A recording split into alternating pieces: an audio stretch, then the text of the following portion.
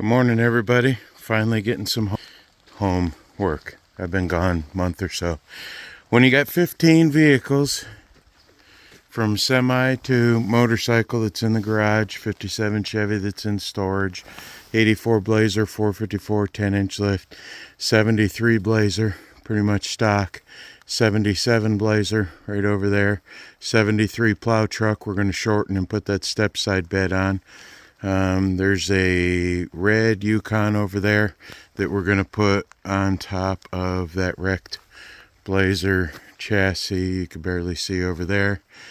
Honda Accord, Escalade, Eclipse, 75 Blazer. We have a 4-door dually out in Washington.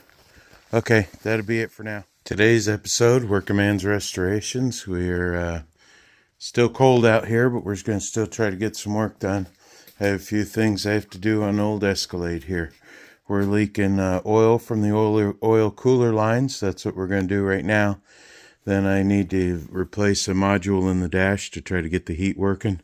I'm going to try to buy a tool at Harbor Freight that you can plastic weld some studs in there and hold that together. We don't have a daily driver. We left it in Canton, Michigan, and everything needs something. Out of 15 vehicles, including a bike and a semi, this one's going to be the best one to get fixed right now. So I should count that as a ride too. Nah. Okay. We're going to do the oil cooler lines on this.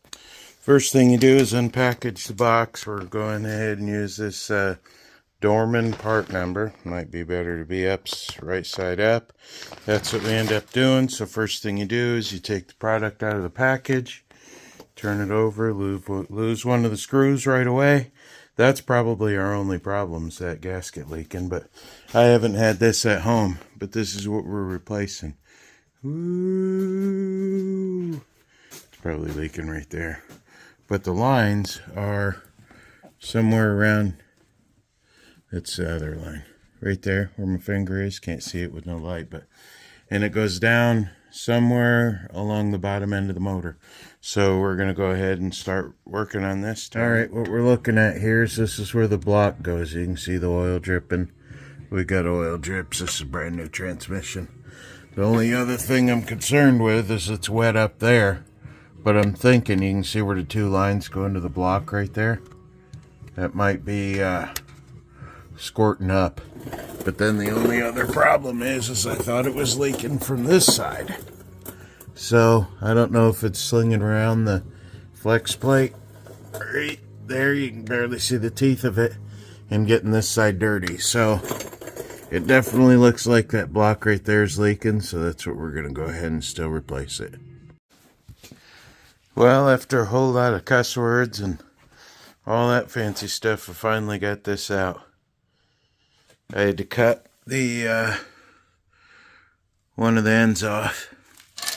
I just could not get this thing out of there. I have no idea how I'm going to get the new one back in. There's just not enough room anywhere.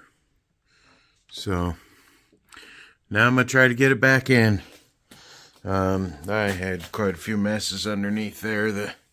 That puddle came from the bucket not being under there right, and this came from not having the bucket ready. So it's a messy job. My hands were black, but I just had to stop, walk away, go get some lunch real quick. So here we go, back at it. Time to take her out of storage.